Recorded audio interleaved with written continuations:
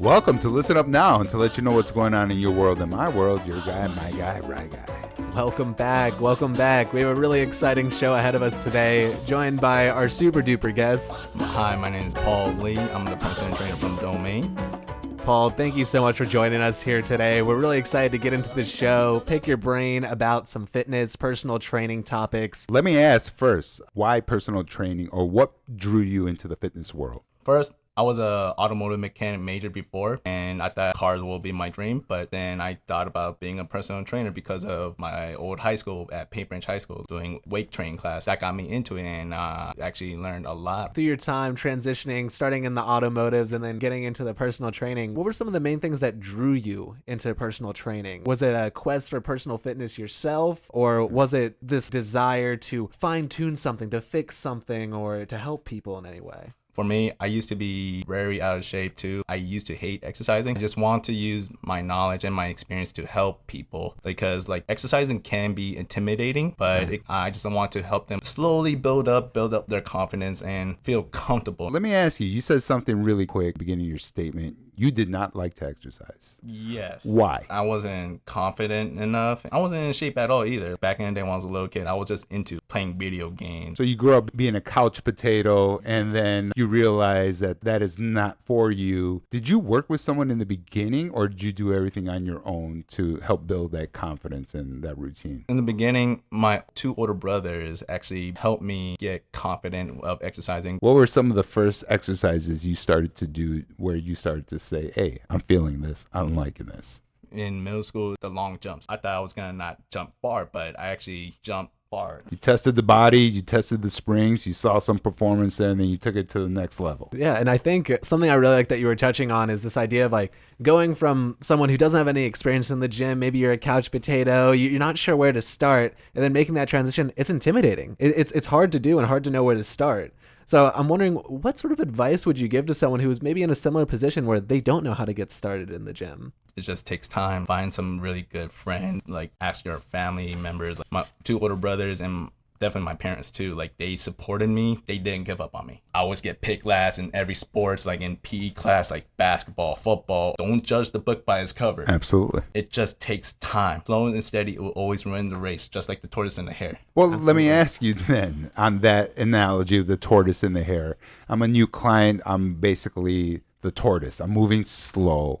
And you said the key words, support from your family, your friends. As a personal trainer, is support your number one factor when starting with a new client? Yes. We're going to take it slow, know the basic compound movements, exercises that can build up their confidence and do the form correctly too. Yeah, motivation, yes. For sure. And I was curious to know, starting out, there's obviously, if you're new to the exercise world, there's going to be a learning curve. There's going to be mistakes you make along the way.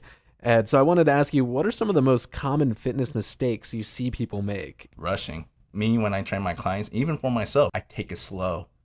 Take it slow, know the basic, build up their confidence, find modified version of the exercise too. That's going to help them build their confidence and to make from short term to long term. Also, eating healthy. Yes, eating healthy is the most important thing, but you can't just rapidly sacrifice the whole thing. The food that you still enjoy, but slowly, do not completely take everything out. Just slowly eliminate little by little until you start feeling consistent with it too. That's a really important point. Is a lot of people, they see these videos online, these crazy transformations, and we're in such a I want it now society right now, where you see that end result and you're like, oh, I just want to get there immediately. So there's this rush, this almost this immediate oh, I just want to jump in and start doing the heaviest weight. Oh, I just want to all of a sudden completely change my diet and just change up all my habits. But the thing with that is, even if you're able to implement that up top, it doesn't necessarily guarantee that you're going to be able to stick to it. You haven't built up that foundation, and building gradually, I think that's really insightful, because building gradually to this place is what it takes to build up not only that confidence, but that consistency, those correct habits. People say your body is your temple. Yes. And you should respect it, and you should treat it as good as possible. Unlike Rye Guy over there. But For the most part, yeah. As a new client, definitely, I want to find every aspect so I can get the most out of my training sessions with you. And I think something that always comes to mind for me is people who maybe don't have access to a gym or not so consistently. Maybe they're doing sessions once a week, twice a week, but they need to fill in those gaps outside of the time. What would you suggest? Like, what sort of strategies do you suggest clients use to sort of create an effective, maybe at-home workout or stay active outside of the gym? I always tell my clients, like, look, if you're not at a gym, if it's bright and light outside and warm, take that opportunity to actually walk around the neighborhood. To start, like, get your body moving. Like, you don't have to run, you don't have to jog. Just walk slowly and take your time. And also absorb the sunlight for the vitamin D. It gives you energy. 4 rounds of 30 seconds of high knees or jumping jacks or like any exercise, like even lack equipment. If you don't have dumbbells, get a book. You have book bags and put some books inside of it and just do like shoulder press or bicep curls or like chest press. Just be active. Yeah. Yeah. But more importantly, you do have access to some amazing equipment over at Domain Fitness in Burtonsville. And when you're training someone who has a bad back, let's say, and you're using one of these specialized machines, are the clients asking, why are we using this machine? Or is that something that you explain to them why they're using it? I would say both, because they always say like they heard deadlifting, but if they have bad backs and don't have strong core, they'll just use more calisthenics, just doing like glute bridges. So doing glute bridges can actually build up, is a light intensity and also builds up your lower back and also your core. I just like to be creative. For example, good mornings. It's a good way to strengthen their lower back and also engage the core, like with or without weight. And what is a good morning? So you stand up, you bow down, but you gotta keep your chest up, like, and just stand up too. Like the movement of the body will work on the core and the lower back, and it will actually work on the form of doing like deadlifting too. Because when you bow down, like you gotta look up, like trying to engage your core. If you look down, they say like do not round your back. No. And like if you bow down and do good mornings, like looking up, and while you're bowing down and you're standing up, it's the same action. Okay. Yeah, it's more safer. Definitely the reduction of injury with a good morning is probably one of the ways that you go and introduce these programs to people with injuries. Yes. Okay. Yeah. And on the topic of injuries, I wanted to ask you, you had talked about a lot of people getting started. Maybe they're dealing with, or they've had an injury in the past and you're having to modify certain things. And that's sort of the reason they're getting back in, is they're trying to work through those things. Maybe they've been out due to that injury.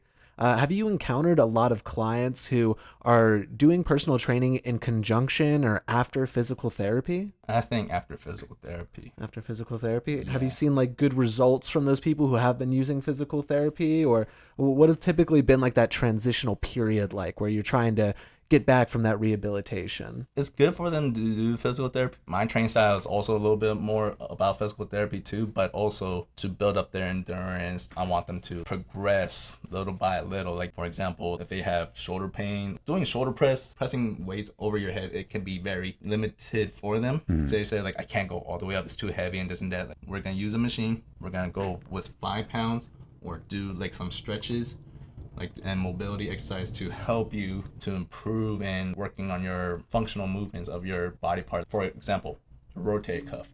When you do shoulder press, the rotator cuff is the most important need to work on, because it will actually, if you progress and work on it a lot, it will go, the range of motion will increase. Like, And this equipment will allow them to go up maybe a couple degrees at a time. Yes. So there's not that overflow of pressure onto that joint. yes. Okay, well, it sounds like Domain Fitness, and you have a great winning combination going on over there. It's a great facility, amazing people over there. The leadership from the top down, I mean, they all seem very engaged in helping their people succeed. And so happy you could join us, and more importantly, happy to know that you're there helping the great people in the Montgomery County area stay healthy.